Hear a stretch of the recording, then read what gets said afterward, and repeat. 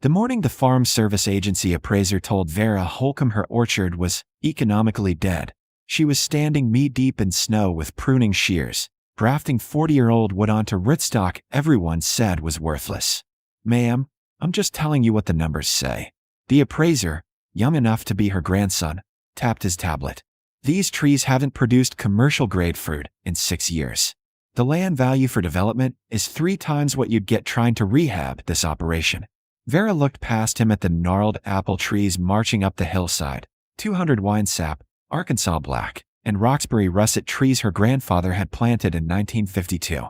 Their branches twisted skyward like arthritic fingers, bark rough as old leather. "These aren't dead," she said. "They're just not producing what you people think they should produce. With respect, Mrs. Holcomb, the market wants Honeycrisp, Gala, modern varieties. These heritage cultivars have genetics you can't buy at any nursery." She cut another scion, 6 inches of year-old growth, and sealed the cut with wax. "My grandfather kept records. These trees survived the drought of '54, the freeze of '78, and fire blight when it swept through in '93. That's not dead. That's resilient." The appraiser left shaking his head. The rejection letter came 3 days later. Loan application denied. Property recommended for commercial rezoning assessment. That was January. By March, the whole county knew Vera Holcomb was trying to save a dead orchard with some full notion about grafting. The coffee shop heard about it first. Vera stopped in for supplies and caught the tail end of Dale Pritchard's commentary. "Thinks she's going to make money off branches. Not even the apples, just the sticks. Leave her alone," someone muttered. "I'm just saying. Woman's 73 years old, trying to run a commercial orchard by herself. It's sad." Vera paid for her coffee and left. "Don't argue. Just proceed." Her daughter Monica called that evening from Portland, voice tight with the particular concern of children who've escaped to cities and think their parents should do the same. "Mom, I talked to the realtor. He says you could get $500,000, maybe more. That's enough to buy a condo near us. Have money left over." "I'm not selling. The orchard is failing," the appraiser said. The appraiser is 26 and thinks agriculture started with his degree. Vera looked out at the trees, dark against the snow. "This land has knowledge in it. Mom, I'm grafting the old cultivars onto new rootstock. Disease-resistant, cold-hardy. I'll sell the grafted trees to heritage orchardists, museums, conservationists. People who understand what these genetics are worth." Silence. "Then, you're going to sell baby trees instead of apples." "I'm going to sell resilience." Monica sighed the way she'd been sighing since she was 16. "Everyone thinks you've lost it. Everyone thought a lot of things about your grandmother too. She proved them wrong." After Monica hung up, Vera went back outside. The grafting shed was warm, heated by a wood stove her grandfather had installed. She'd been at it for 3 months, carefully selecting scion wood from the healthiest branches, matching them to modern rootstock, creating trees that combined the old genetics with new vigor. Her hands knew the work. Whip and tongue grafts, cleft grafts, splice grafts, techniques passed down from her grandfather, who'd learned from his father, who'd learned from nurserymen who understood that apple genetics were currency, that the right cultivar could feed a family for generations. At the Grange meeting in April, the county extension agent gave a presentation on modern orchard management. Vera sat in back, listening to the emphasis on high-density plantings, dwarfing rootstock, apples bred for shelf life, and shipping. During questions, Dale Pritchard stood up. "What about heritage varieties? Anyone making money with those?" The agent smiled. "Heritage apples are a niche market. Farmers. Markets, maybe some specialty sales. But for commercial viability, you want your established cultivars. The ones with name recognition." "So Vera Holcomb's wasting her time?" Dale said it like he was being helpful. Every head turned. Vera felt the weight of their attention. Pity mixed with curiosity, mixed with the small-town satisfaction of watching someone fail. The agent cleared his throat. "I can't speak to individual operations, but generally, trying to commercialize antique varieties is challenging." Vera stood up. Didn't say anything. Just left. But she felt their eyes following her out. By May, she'd grafted 300 trees. They sat in rows in her greenhouse, tiny unions of old and new racked in grafting tape, waiting to prove themselves. She'd made a website. Monica had helped with that, at least, advertising heritage apple cultivars on modern rootstock, disease-resistant, climate-adapted, historically significant. The first order came on a Tuesday. A university research orchard in Virginia, wanting 20 Roxbury russet grafts at $45 each, $900 for branches. Vera printed the order and pinned it to her bulletin board. The second order came Friday. A historical farm museum in Massachusetts, 30 mixed heritage cultivars, $50 per tree. By June, she'd sold 70 trees and had a waiting list. By July, the waiting list was 300 trees long. And by August, when Dale Pritchard asked at the feed store how her stick business was going, Vera just smiled and said, "Growing." The article appeared in Fruit Grower News in September. Heritage Genetics see revival through specialty nursery market. Vera's orchard got 2 paragraphs, small mention, but enough that her email inbox flooded with inquiries from commercial orchardists looking for disease-resistant rootstock with cold-hardy genetics. "Mom, you're sold out for the year," Monica said over the phone, scrolling through the order spreadsheet she'd helped create. "And you've got deposits on 400 trees for next spring. That's $20,000. Just in deposits." Vera was in the orchard, checking the mother trees. They looked better than they had in years, properly pruned, the deadwood removed, the strongest branches tagged for scion collection. Knowing they had value again had changed how she saw them. Or maybe it had changed how she cared for them. The extension agent called. Monica continued. "He wants to feature you in their newsletter. Something about innovative approaches to heritage cultivation." "Same man who said I was wasting my time?" "Same one. Tell him I'm busy." Monica laughed. Actually laughed. "You're enjoying this." "I'm working."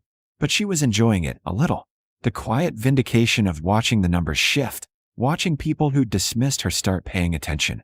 The real change came in October, when a delegation from the National Apple Collection in England made an appointment to visit. 3 pomologists with credentials from Cambridge and 20 years of cultivar documentation between them. They walked her orchard like pilgrims in a cathedral. "This Arkansas black," the lead researcher said, running her hand along the bark. "The growth habits suggest it's from the original 1870s Arkansas stock, not the commercial strain that came later." "Do you have documentation?" Vera pulled out her grandfather's journal, 70 years of weather notes, grafting records, and pencil sketches of branch structure. The researchers photographed every page. "Mrs. Holcomb, these genetics are functionally extinct in commercial cultivation. What you have here is a living archive." "I know," Vera said. "We'd like to purchase scion wood from every tree in this orchard. For preservation. We'll pay premium rates." They wrote her a check for $8,000 before they left. For branches that would have been pruned off and burned. Dale Pritchard heard about it at the hardware store. Vera was buying grafting tape when he approached, hat in his hands. "Vera, I owe you an apology." She waited. "I was out of line. What you're doing, I didn't understand it." "You didn't try to understand it." "No, I didn't." He shifted his weight. "My grandson's studying horticulture at State. He read about what you're doing. He's coming home for Thanksgiving and wants to meet you. Asked if I could introduce you." Vera studied him, saw genuine contrition, the humility of a man confronting his own assumptions. "Bring him by Friday afternoon. Tell him to bring something to take notes with." Dale's relief was visible. "Thank you." After he left, the hardware store owner, Jim Keating, came over. "Heard you're doing well with those trees." "Doing fine. I've got 4 acres behind my house. Been thinking about planting something. Something with value. Come by Saturday. I'll show you what's involved.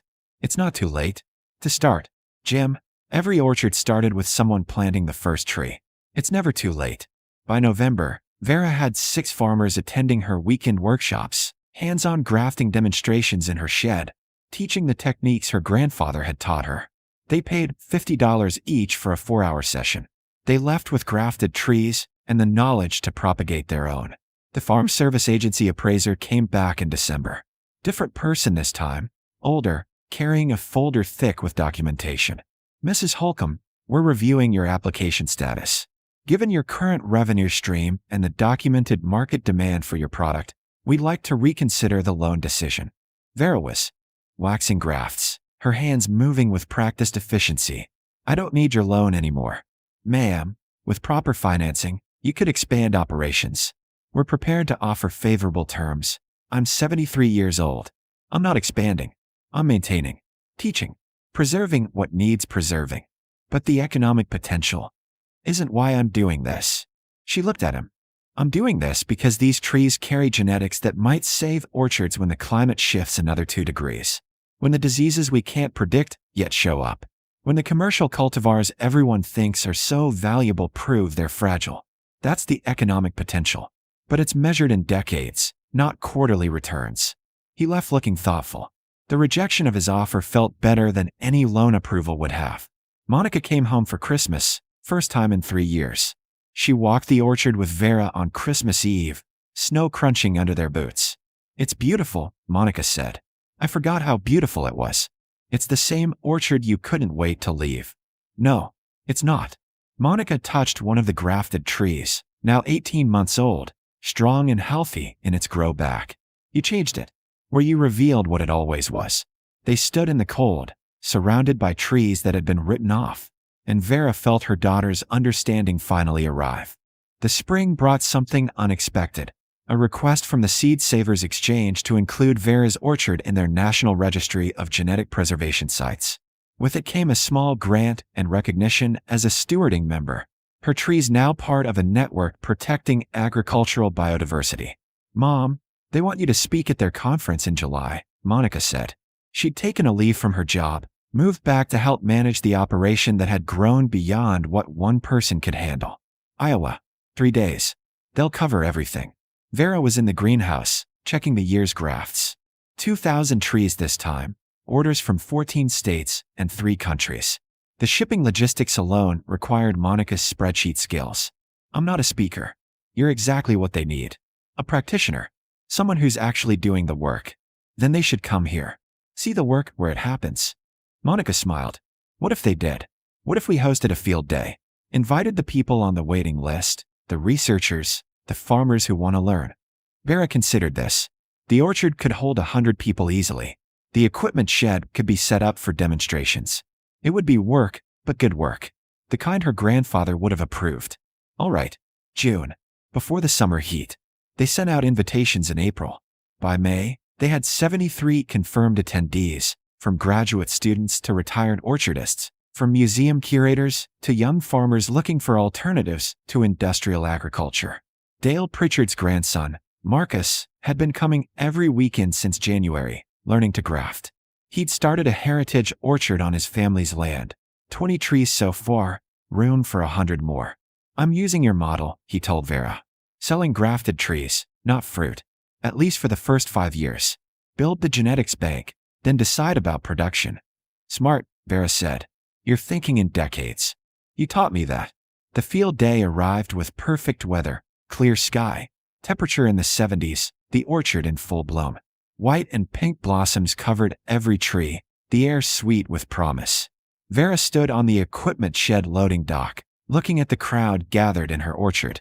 She recognized faces from the conferences she'd refused to attend, researchers whose papers Monica had shown her, farmers who'd bought her trees and were now propagating their own. She wasn't prepared for a speech. Sorry, you were working with the information you had, Vera said.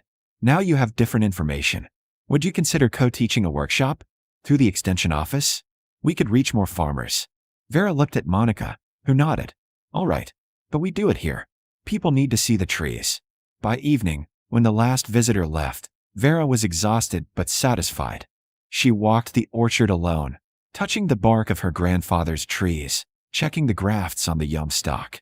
Monica found her by the oldest Roxbury russet, the tree her grandfather had grafted from Scion, what his father brought from Massachusetts in 1949. The university in Virginia wants to fund a research project, Monica said, using your cultivars to study climate adaptation. It's a 3-year grant. What do they need from me? Scion wood. Records. Maybe some consulting. They pay. Vera ran her hand along the rough bark.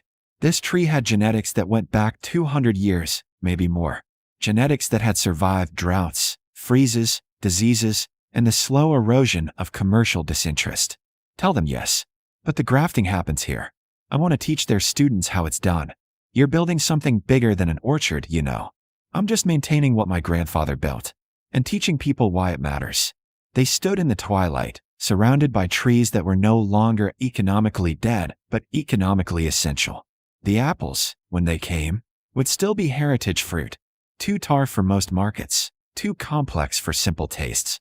But the branches, grafted and shipped across the country, would carry forward genetics that might save orchards when the climate shifted, when new diseases emerged, when the monoculture of commercial agriculture proved its fragility. Vera Holcomb had taken what the Farm Service Agency called dead and revealed what it had always been: alive, resilient, invaluable. She'd sold branches for more than apples because she understood that the real crop wasn't fruit. It was knowledge, genetics, the patient accumulation of resilience across generations. The orchard bloomed. The work continued. And Vera, as always, would be there at dawn, proceeding forward with the quiet confidence of someone who'd never needed validation. Just time for the truth to grow.